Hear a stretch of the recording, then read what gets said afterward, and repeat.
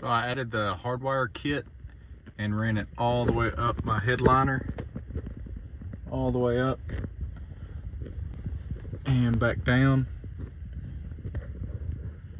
and then come back through here and hardwired into the fuse box. Can't see any of the wiring at all. Tucked every bit of it right through here. And there's the picture.